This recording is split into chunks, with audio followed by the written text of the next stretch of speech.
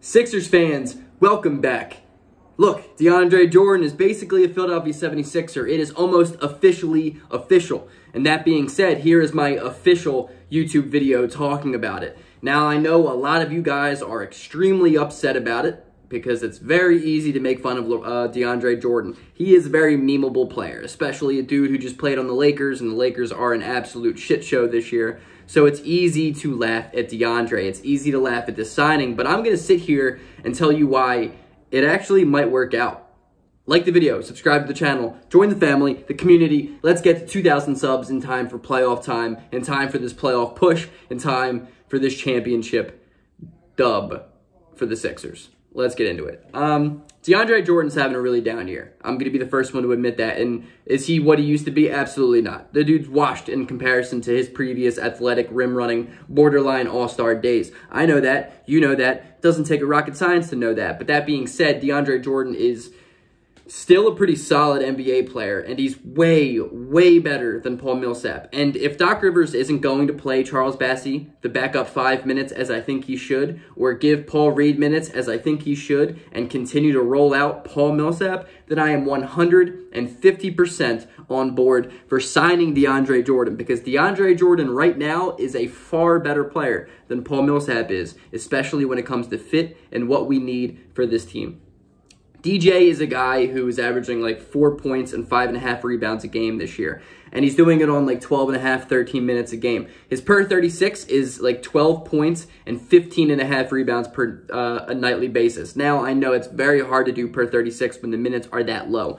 I'm aware of that. And I know that Deandre Jordan's not going to be giving us 15 rebounds a game. And I know that he shoots 46% from the free throw line.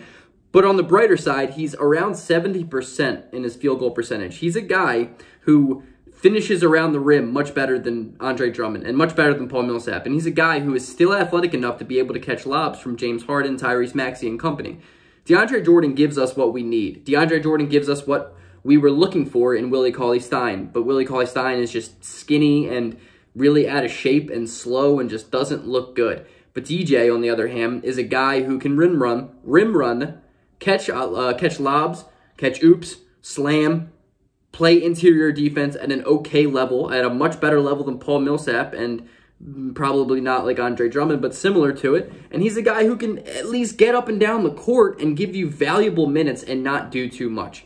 Deandre Jordan is a solid fit here. And I'm kind of wondering if he's the guy that Daryl Morey hinted to that he wanted to buy out earlier when he was on the Rights to the Ricky Sanchez podcast.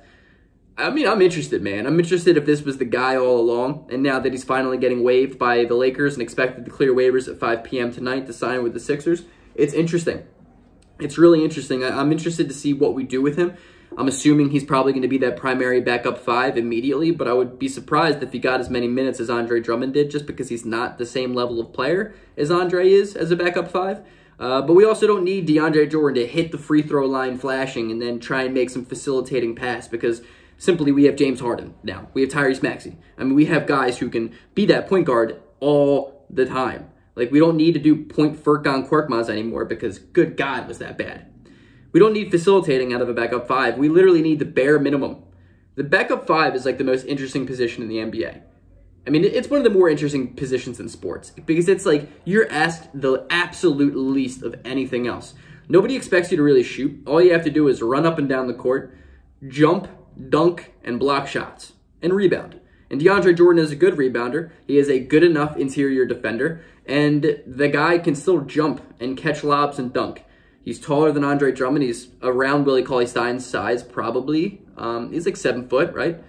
But DJ still has a little bit in him, and all we need is like 20 games, 25 games, and then a playoff push out of him. And a playoff push, all we need is like 8, 9, 10 minutes a night. We're not asking Deandre Jordan to be like, yo, dude, can you be that former borderline all-star that you used to be for us? We don't need that. All we need him to do is just give us okay enough minutes. His plus-minus literally just needs to be 0. It just needs to be 0. It's all it is. Just don't be an absolute negative like Paul Millsap has been for the last week. It's simple. We're not asking him to be the greatest player of all time. We don't need him to be Clippers DeAndre Jordan. We don't need him to go out and be the dude that they tried locking, they locked in his own house just so they didn't let him sign to Dallas because that's how bad they wanted Deandre Jordan. That's not the guy that we need, man. All we need is 10 to 15 minutes a night, score 6 points, grab 9 rebounds. This shit's not that difficult. Deandre Jordan is going to be able to do that at a better, more consistent level than the rest of the guys Doc Rivers is willing to play. I think Charles Bassey's the guy. I really do. But it doesn't look like he's getting any playing time anytime soon. So let's just roll out with DeAndre Jordan. What's the worst that's going to happen? I promise you he's going to be better than Paul Millsap.